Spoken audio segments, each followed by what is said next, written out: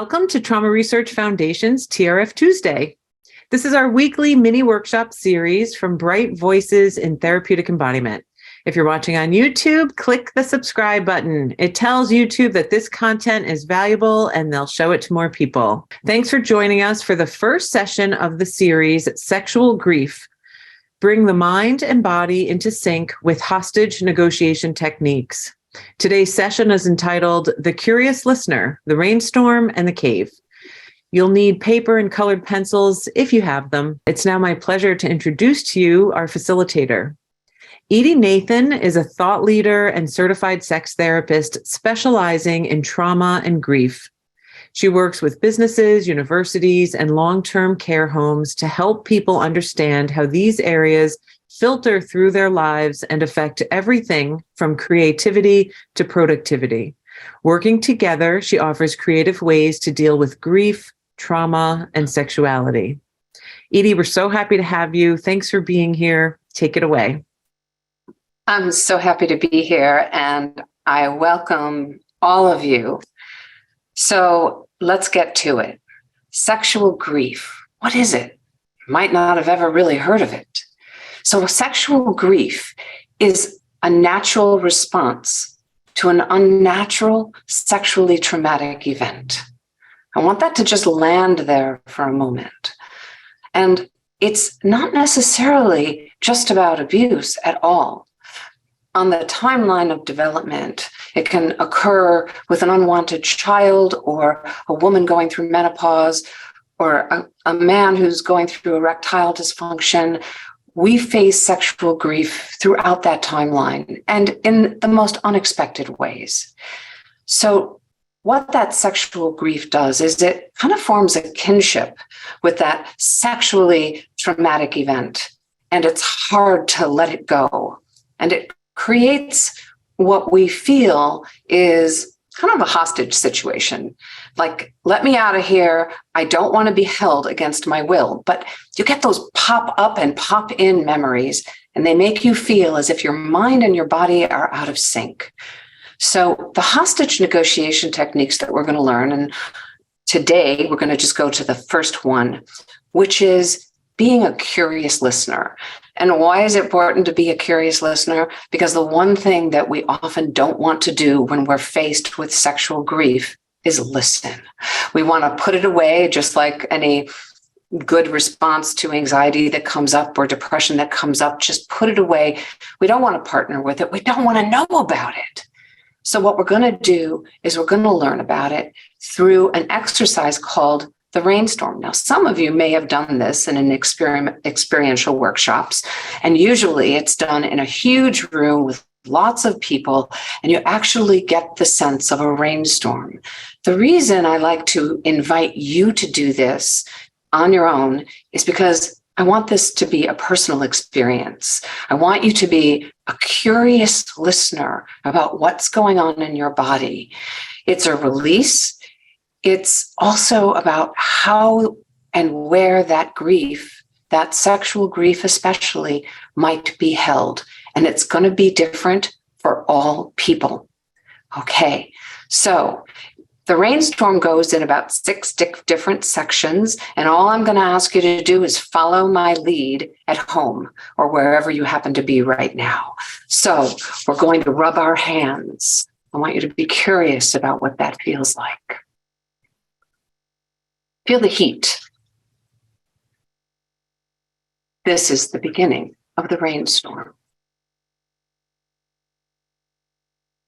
And then I want you to snap your fingers. I want you to feel this. How do your fingers feel as you're snapping them? And imagine the raindrops hitting your window, your house, and you. And how do those raindrops maybe represent some part of you that you either don't want to listen to or can't? And now what you're going to do is you're going to hit your thighs. You're going to hit your thighs. I don't want you to hurt yourself. This is not about hurting yourself. You're just going to tap them kind of making a sound as if that rainstorm is really hitting you, but I want you to be aware. I want you to be aware of how that feels. How does it feel to hold that stance? That's right. Keep hitting them. And hear and listen. Be curious how your palms on your thighs feel. Does it awaken you? Because part of this is becoming awake. And now I want you to snap your feet on the floor. I want you to really pound them and continue pounding, lightly pounding your thighs. I want you to feel your body. And I want you to breathe, taking in a breath and letting it go. And imagining that there's a cleansing that's going on here as well. And now I want you to stop tapping your feet. Continue to tap your thighs. And really feel that. Feel the energy going on in your body. Are you awake? Are you aware? And now I want you to snap your fingers. I bet there's still some energy going on in your thighs.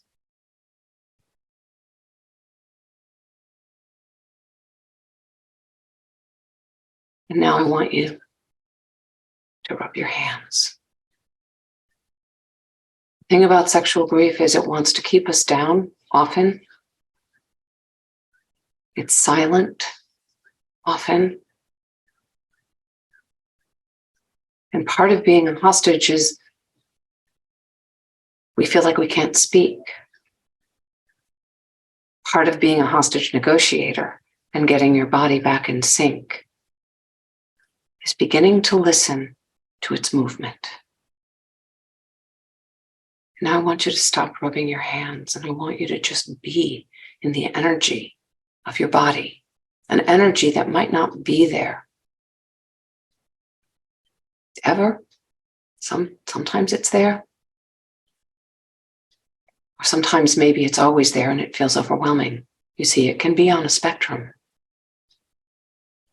But when you create this kind of energy, and this was a very short piece here, feel what's happened within your body. And think about, again, where your sexual grief might be. And take this energy that's just been created within that movement and allow yourself to take this energy that's very alive and offer it with your curious listening.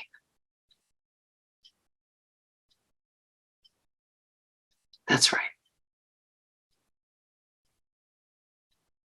Now take in a breath and let it go. And take in another breath and let it go. That's right. That's exactly right. And now what I'd like you to imagine is that you're walking in a cave and you're taking this energy and you're walking with it. And right now you're awake and you're aware and you're feeling pretty awesome. And I want you to imagine that your adversary is right there in front of you in the cave. It could be that this was really hard for you. It could be something that you aren't yet ready to look at or hold, and that's okay. Because just the fact that you show up in this cave, you'll be in discovery. This is about breaking the kinship that sexual grief forms. And so often in the sexual grief hostage holding situation, we can't tap into our bodies and our minds are truly out of sync. when we can feel that our bodies are alive, even while being in this cave. It's something that can spark curiosity. How else can I hold this? How else can I engender this energy when I have felt my mind and body being out of sync? The rainstorm brings you in sync. You feel it, and you're landing into yourself. And the cave is a safe place. And the cave is a place where you get to meet all the parts of you that you need to meet. And you can decide to put them away or not. That's right. You got this.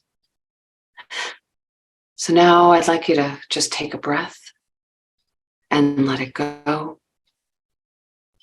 And I'd like you to take another breath. And I want you to really feel this breath.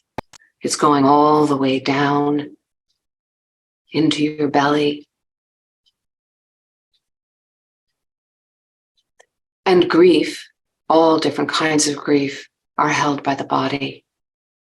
And grief is not just the loss of someone you've loved. Sometimes sexual grief is about the loss of you. And the hostage negotiation technique of being the curious listener.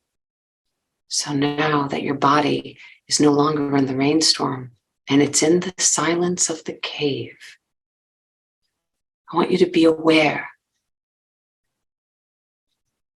of where your breath might go in your body. I want you to be aware of how you're sitting. I want you to be aware of how your throat feels. I want you to be aware of how your hands feel. Are they vibrating? Are they quiet? Because it is this curious listener that breaks the hostage situation. The hostage taker or the sexual grief keeps you stuck by being immobile. Just be with it and breathe into it. That's right.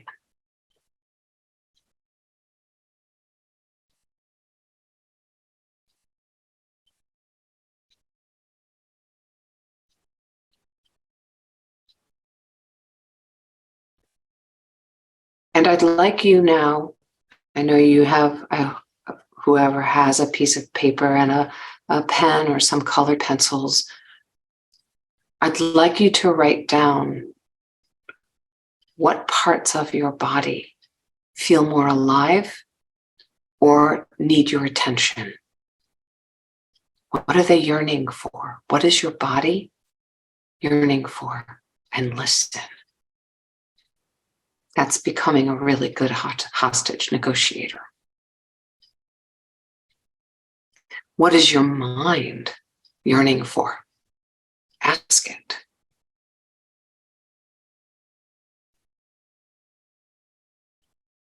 And take your time with this.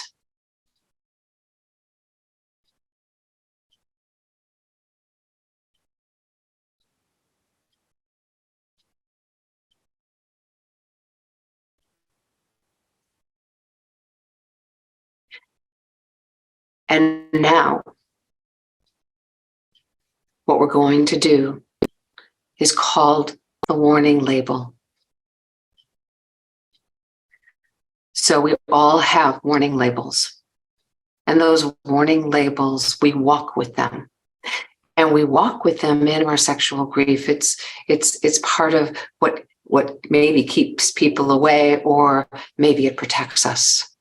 So I want you to think about your own sexual grief, or I want you to think about where your body is feeling tight or ungiving, or where you're held in such a way that you can't move. because you're trying to break this kinship that sexual grief has. When it stops you from being able to love the way you want to love, relate the way you want to relate, work the way you want to work, or form the close-knit, intimate relationships that feel like you can't get there. But I know you can. And it's going to start with you knowing what your warning label is. So I'll give you an example. My warning label is beware, delicate when touched. There are warning labels on mattresses. Don't remove this, or the federal law, the FBI will come after you. So we know what a warning label is. What's your warning label? And they change all the time. Write them down. And if you want to, please share them in the chat. If you don't want to, that's perfectly fine. But we all have them in different times and in different ways.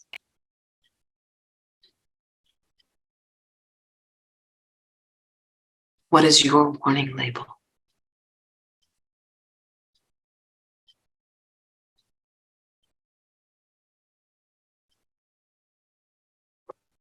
And we've got some in the chat.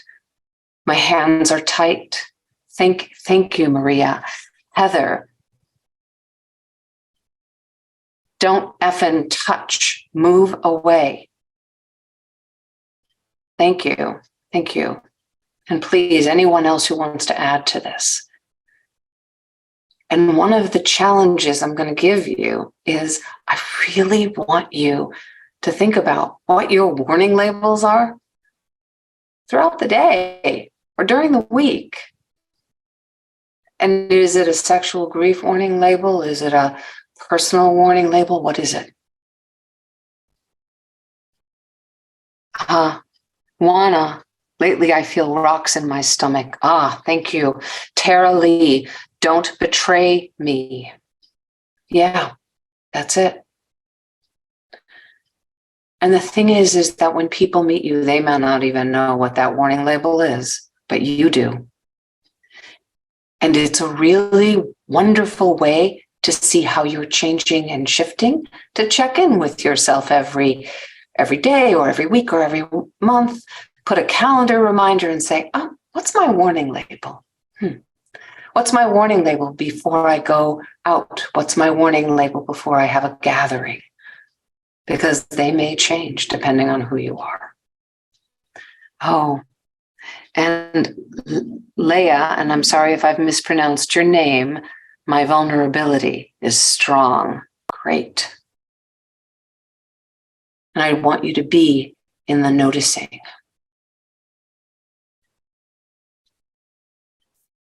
So we're going to close this with the rainstorm again, so that we have a bookmark and we're able to really hold on to that bookmark so that you can feel your body. Mary placed question about here in the chat.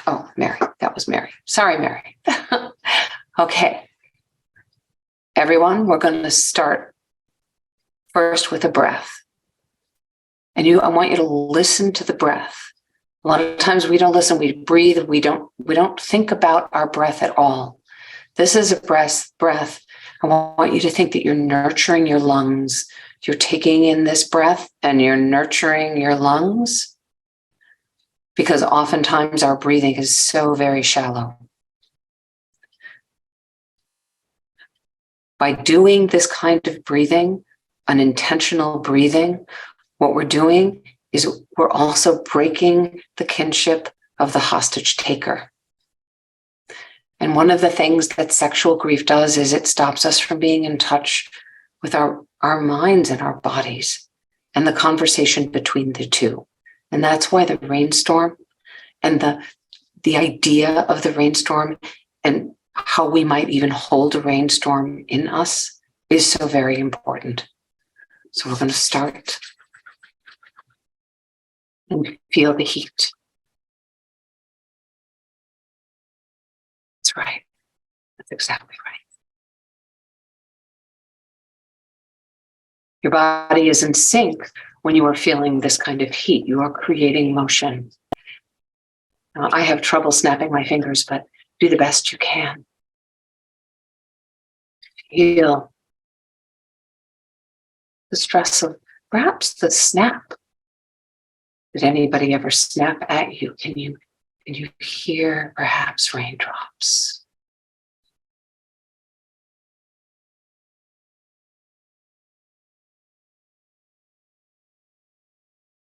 Okay, now your thighs. Feel it. Is it any different than the first time you did it?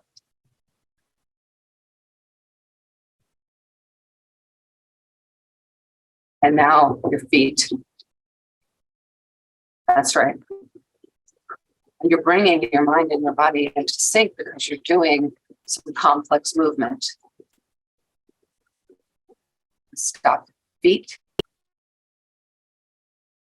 And stop the tapping on your thighs and go to the snap. And take in a breath and breathe.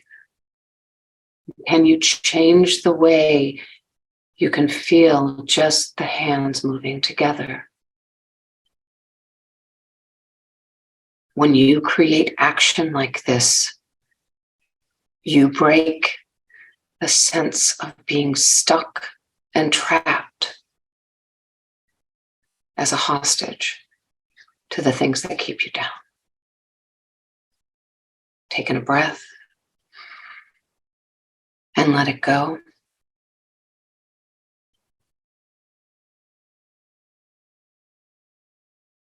And you've just learned a first step in hostage negotiation, to be curious, to listen, and be aware of how much your mind and your body got back into sync by being in the cave and by creating a rainstorm and by acknowledging your warning label.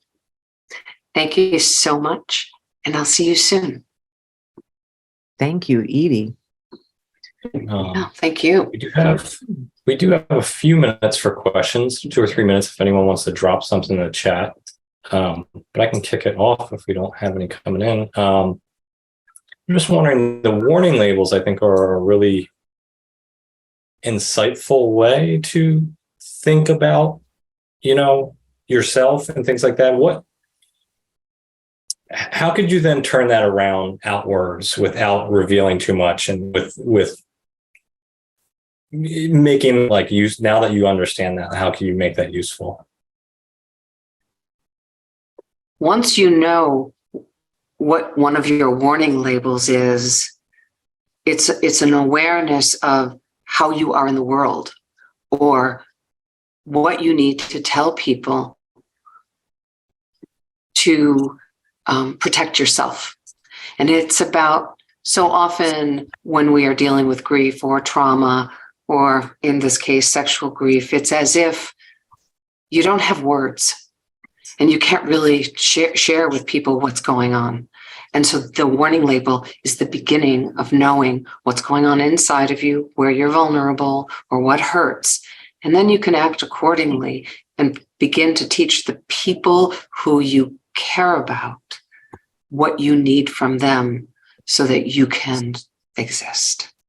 And then you can change it. You can watch. So the next part of this, which I love, is that's your warning label. What would you want it to be?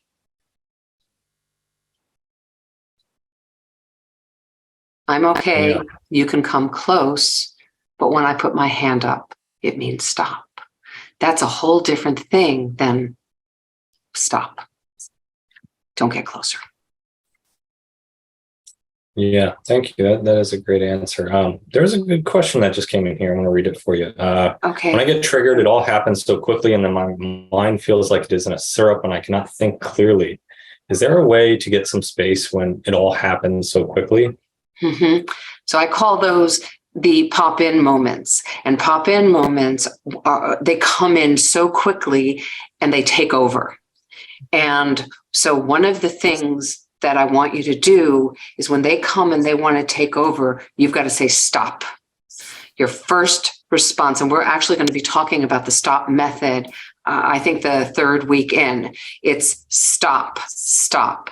And what stop does is, and then you take a breath and you find a way to go into the pop-up memory and retrieve the part of you that's startled. But your stop is your awakening to the brain. If you can't do that, if you're by running water, put your hands in cold water.